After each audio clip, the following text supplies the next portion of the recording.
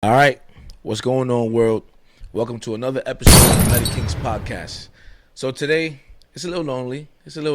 I'm flying solo today. Don't got my right hand man Jay here, but you know what? It's the same energy. We spoke about the episode last night. We are still not on the same page. Just so y'all can know, we still on brand. But yeah, welcome to another episode. So I'm not gonna waste a lot of time. I'm gonna get right into it. All right. So we're talking about Keyshia Cole today, right? Now, you all know who Keyshia Cole is. Some of you may know, some of you may not know. She has one of my favorite songs. I used to think that I wasn't not enough. And I used to think that I wasn't smart enough. But I won't waste my time trying to figure out. All right, let me stop. But yeah, so we speaking about Keyshia Cole. And for those of you who's wondering, like, Keyshia Cole, like, isn't she like retired, washed up somewhere, like on the beach, drinking some matas? Well, no, she actually resurfaced again on the Shade Room.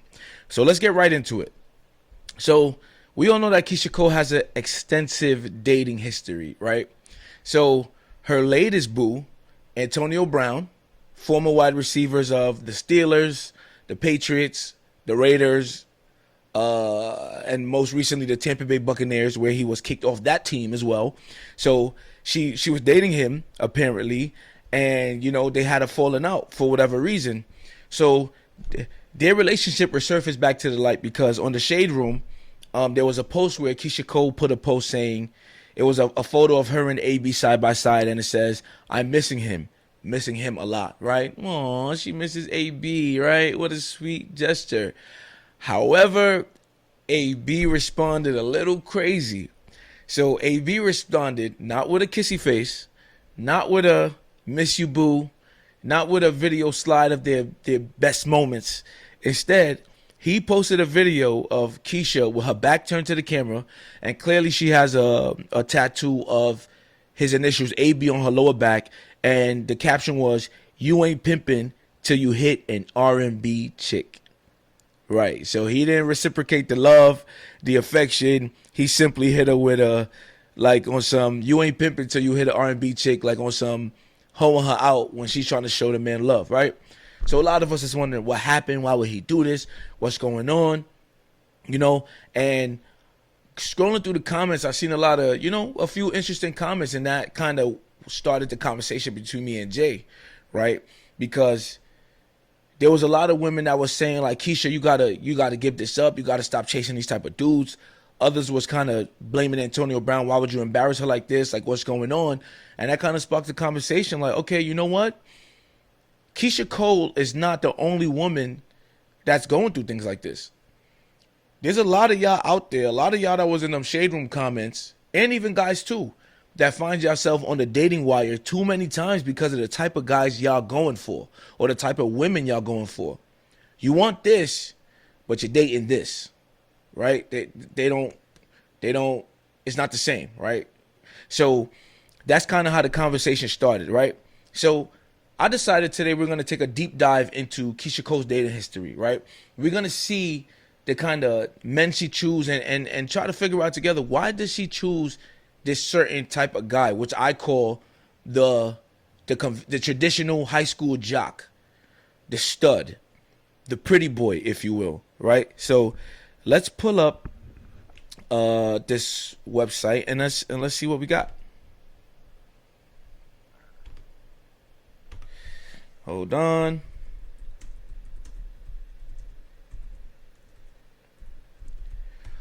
I actually pulled it up on my phone, and then I just realized, like, bro, you record with your phone, so how much good did that really do? Okay, let's get into it. All right, so we're going to take it back, way, way back.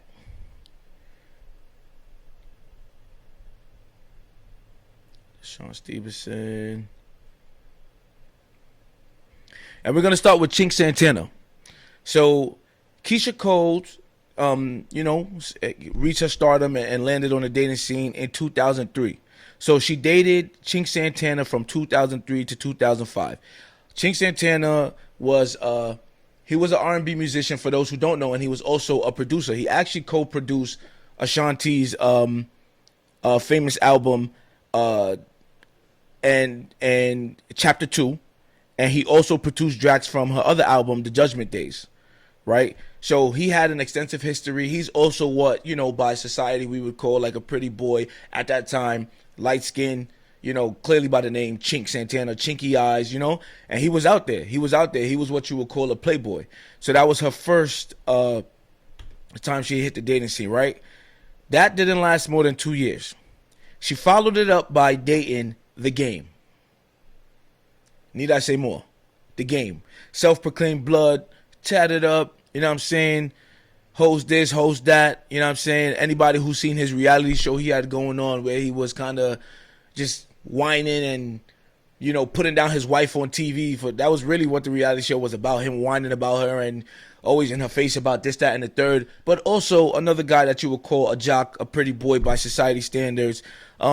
Somebody that will be a prom king. Well, like a lot of looks, but not a lot of substance, right? So she followed it off by going to Jeezy. And I'm going to stop right here for a reason. So a lot of people said that this was her one chance at true love, right? So a lot of you probably remember the story how she was with Jeezy and they seemingly were in a good place. They seemingly were in love. They were a very good looking couple. They had a couple songs together, but then before 2 years could pass, that seems to be her special number, they broke apart. So I started to thinking like, yo, what really happened though? Like we knew they broke up and we knew that Jeezy was kind of blaming her, but what really happened? So 2022, the internet, you can find anything you want to find. So I'm looking and I seen a quote from Jeezy where he basically claims that the reason why they broke up was because Keyshia Cole was trying to force him to marry her. So, we seen this on TV, movies, where the woman kind of gives that man an ultimatum. You got 1 more year to propose to me or I'm moving on. We've been together 9 years and you haven't proposed. What are you doing? You got a good woman, right? And then, of course, it was fueled by Beyonce making that dumbass song. If you like it, then you should have put a ring on it. And all these girls with this, if you like me, put a ring on the movement, right? So you might say to yourself, hey, there's nothing wrong with Keyshia Cole telling Jeezy, like, if you like it, put a ring on it, right? But wait, Keyshia Cole did the Keyshia Cole thing and went a little too far. She went and bought the ring. She went and bought her own ring and basically said, here, I'm even giving you the ring to propose to me with. Propose. So to a guy like Jeezy, that's like, hey, listen, ma, I love you and all, but this is too much for me. You know what I'm saying? And that ended the relationship right there. And a lot of people say that that's where she missed her one true chance at love. What would have happened if she would have just calmed her ass down? We don't know, but she didn't calm her ass down. And what we know is that she's still looking for love. About a little bit over a decade later. No, what am I talking about? 5 years over a decade later. 15 years later. So then she followed that up with NBA player Deshaun Stevenson. Don't know much about their relationship. All I know about him was that he was kind of a hothead. He was also kind of known as a playboy, but I don't know much else, right? So now, the next notable person she dated was Floyd Mayweather. Are you kidding me? Floyd Mayweather, who brags about being illiterate, who brags about being a playboy, who takes a bath in a tub filled with money. The dude, it is like, you see the dude and it just screams asshole.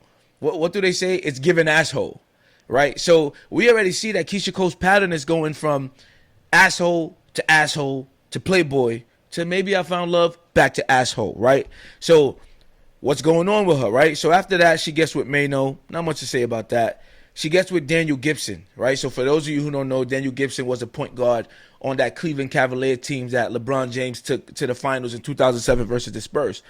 He's also, by society standards, a pretty boy, and he was the guy that was kind of known for his looks on the Cavs.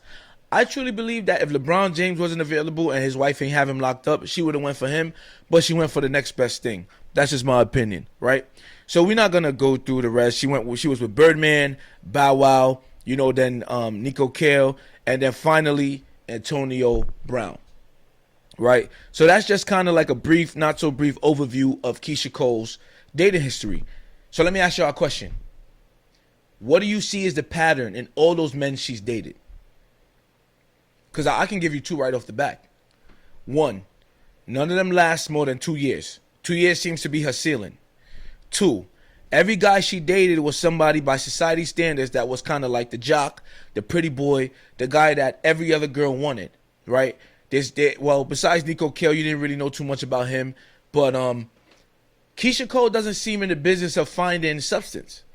She seems like she kind of runs to the best looking or the most known or the guy that everybody wants, you know? So you got to ask yourself, if you're looking for love, but you're dating guys that might be incapable of it because of maybe their status or where they are in life, there's a disconnect. There's a disconnect, right? So we'll bring it back. So Antonio Brown seems to be the last guy in the string of guys that she's dated over the past 20 years, right? So let me give you a little breakdown about Antonio Brown, because a lot of y'all out there know he's an asshole based on what he did to Keyshia Cole, right? But me as a football fan, I've been following Antonio Brown for over 10 years, since he was on the Pittsburgh Steelers.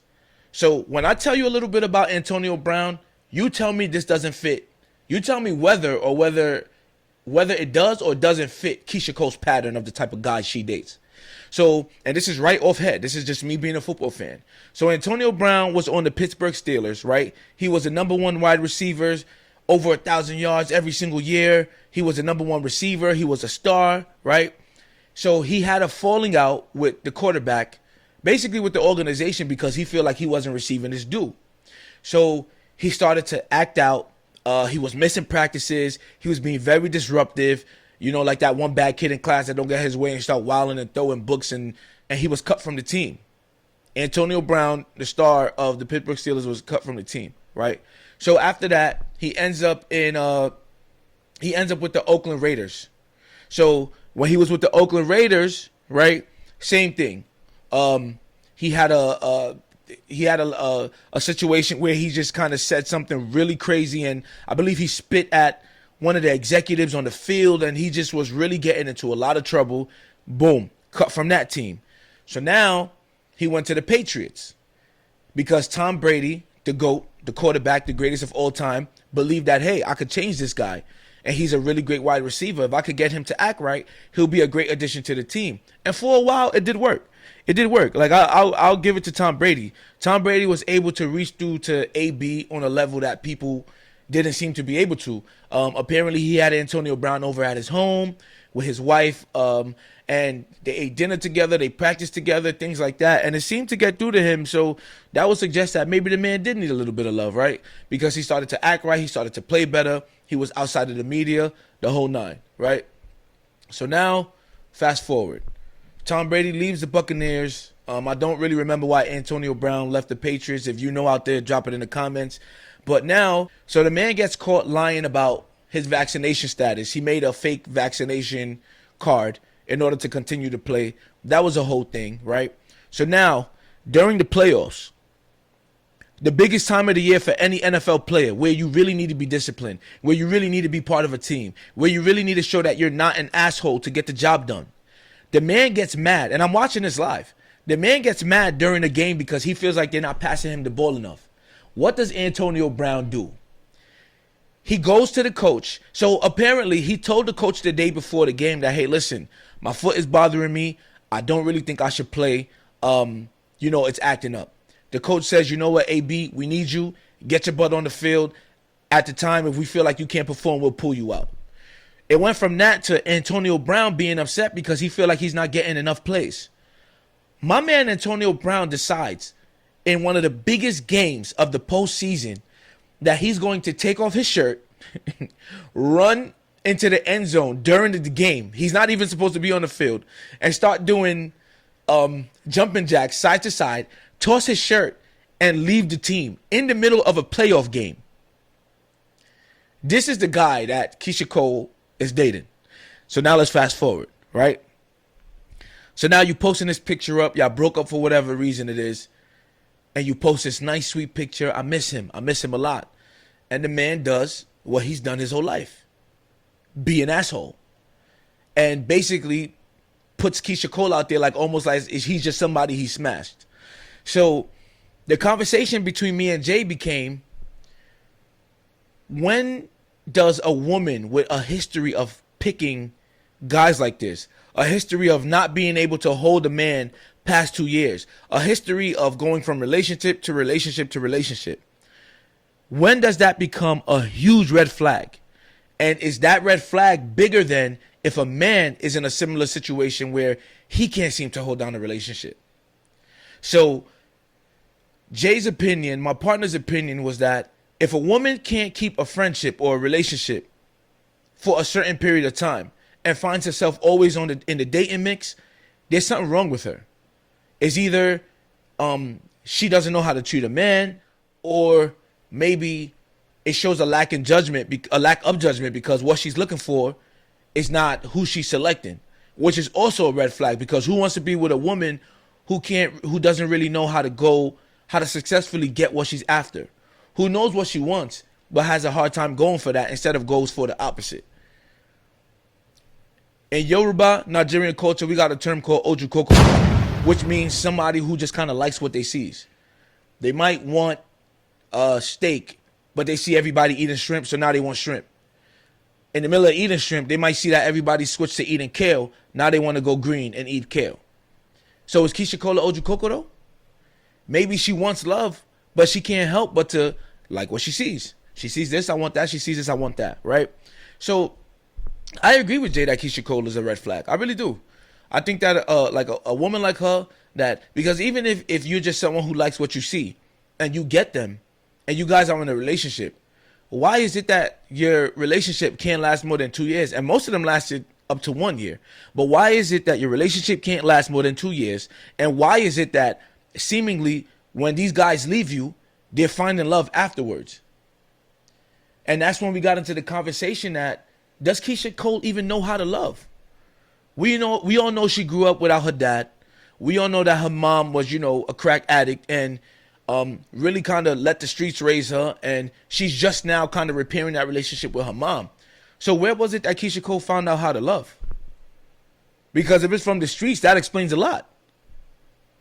When you light skinned, you're pretty, or you're light skinned, you're handsome, you got some waves in the street, that's an automatic match. Right? It's not about love. It's not about affection most time in the hood. It's about, I'm the best looking dude out here, or I'm the hot boy. I'm the one getting all the money. You're the best looking girl out here. Everybody wants you. We're a match made in heaven. If that's where she learned how to love, it makes a ton of sense. But where me and Jay disagree is it a red flag more for women than for men when they both have a sketchy pattern of dating? What do y'all think? Drop it in the comments. Do you feel that if a man has a sketchy dating history, that's just how men are?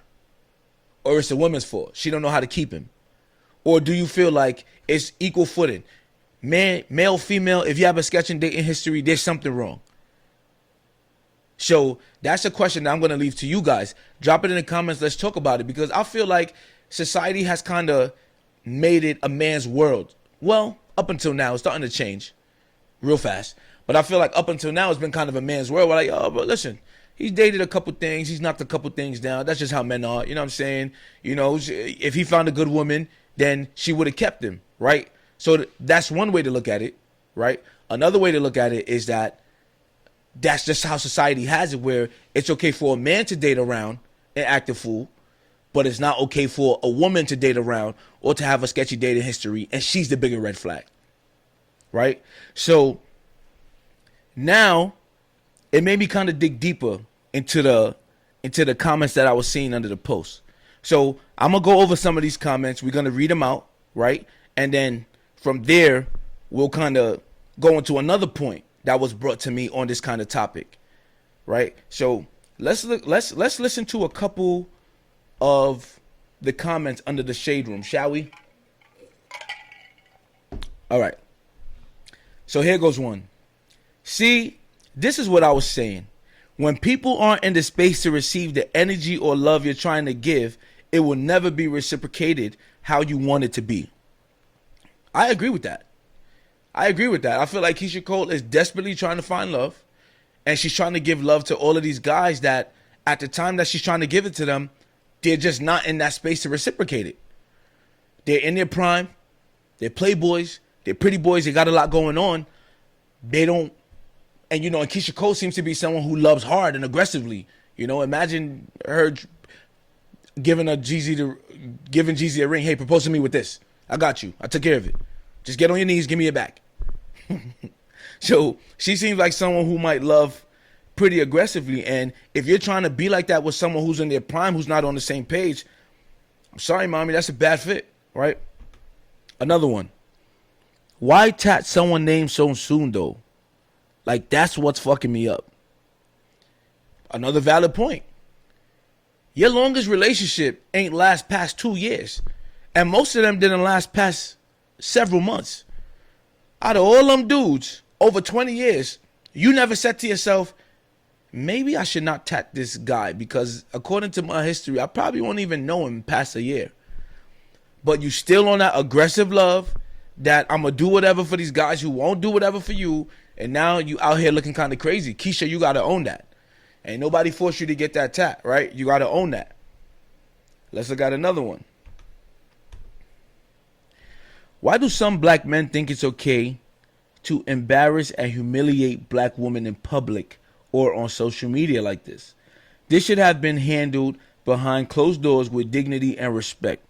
Not a cool move, AB, regardless of her actions. So let's break that down.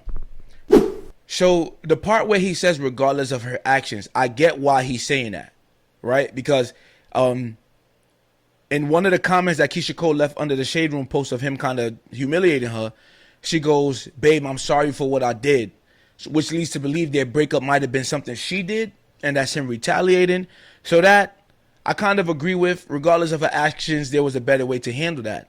However, I kind of take issue with the whole notion of why do black men think it's okay to embarrass and humiliate black women in public on social media. And here's the part that kind of gets me. He puts, why do some black men? So I have a question for you, for him and for you all. For you, Joe, Ken, Creep Eyes, why do you think it's okay to single out black men as being the only one that calls out women in public or social media? Who's the some black men? Because there's always this narrative, black men do this, black men do that, white men don't cheat, this, that, and the third.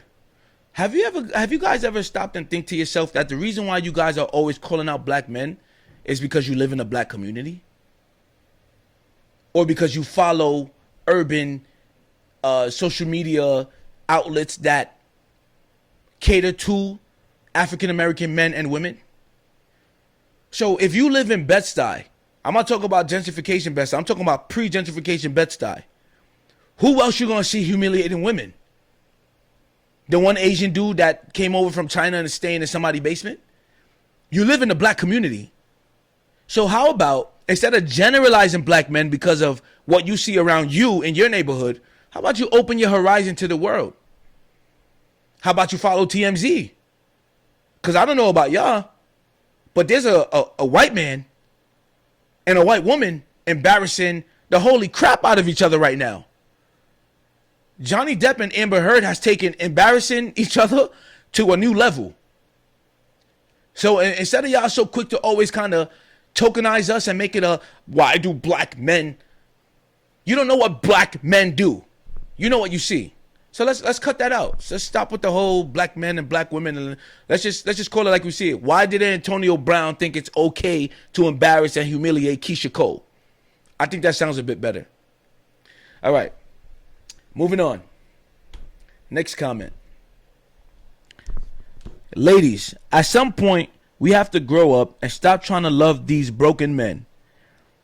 And if you're gonna still play them games, stop being so surprised when they do you like they did the rest of the women publicly. Recognize these patterns and change them. Self-awareness is more important than ever these days, especially if you have kids. Ding, ding, ding. That _ loyal Leo. I don't really mess with Leos. Jay's a Leo, but okay. You listen, your comment was spot on. You're 100% right. I feel like that kind of summarizes everything we need to know about that situation. Keyshia Cole has a history of getting with men who seek attention, men who are narcissists, men who are broken. And when is it gonna hit her in the head? When is she gonna become self-aware, like, these guys are not for me? This always ends up like this. When is she gonna say to herself that my son is no longer 5 and can kind of roll with the punches? He's 12 now, and he has access to the same shade room that I have, that you have, that everybody has. And now he can see you being disrespected like this. Why do you continue to put yourself out there for these men that have no respect for you or what you're trying to achieve? And listen, if you're somebody who kind of got that complex where you like to nurture and like to build up broken men, and you feel like you can't live unless you live with a project, fine. But guess what? If you make it public, it could backfire like it did this week.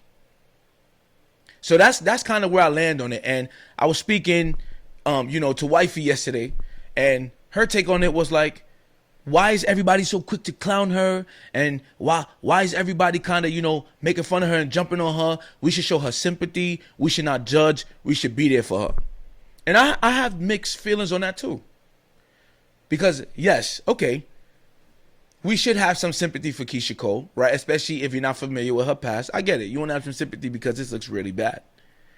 But then when you look at her whole dating history and you see everything she's been through, what are you having sympathy for? This situation, or the fact that she can't keep away from this type of situation? Are we having sympathy because Antonio Brown did her dirty? Or are we having sympathy because Keyshia Cole always puts herself in a situation for guys like Antonio Brown to do her dirty?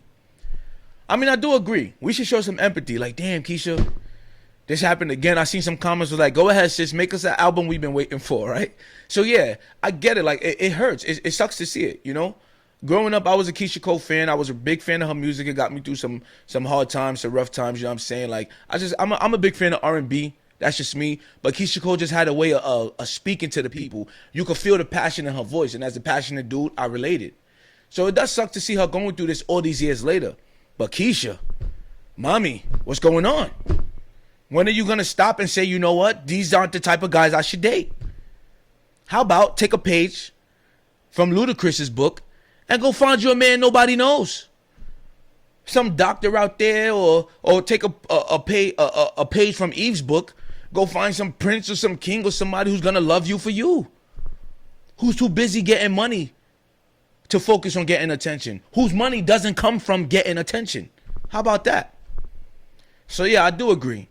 There should be some sympathy for her. It sucks that she's going through this in 2022, right? However, there's a narrative that it's hard to find a good man. Wrong. It's not hard to find a good man. You just got to have the mindset that you want a good man. So that's all I have to say on this for today. As always, thank you everybody for tuning in. We love y'all. We appreciate y'all.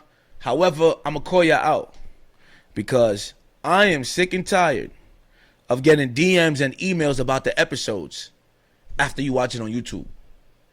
How about you do me a favor? Drop the comments on YouTube. Let's talk about it under the video. I had this one guy. I'm sorry, I got to call you out. This man sent me about 26 voice notes breaking down all 3 videos. 26. Wow. Okay, I guess I ain't paid the bills. All right, Con Ed, give me one more day. But this guy sent about 26 videos, voice notes, like just talking about the videos, just like talking in the most creepiest voice ever. Buddy, put it in the comments.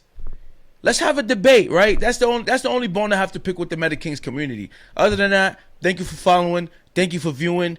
The views are picking up on YouTube, and we really appreciate that. We're super close to getting monetized. Maybe you'll see us in a bigger and better studio. You know what I'm saying? Maybe the lights don't shut off while I'm recording. You never know. But thank you for tuning in.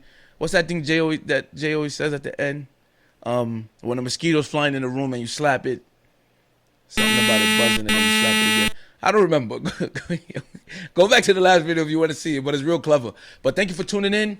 Love you guys. See you when I see you.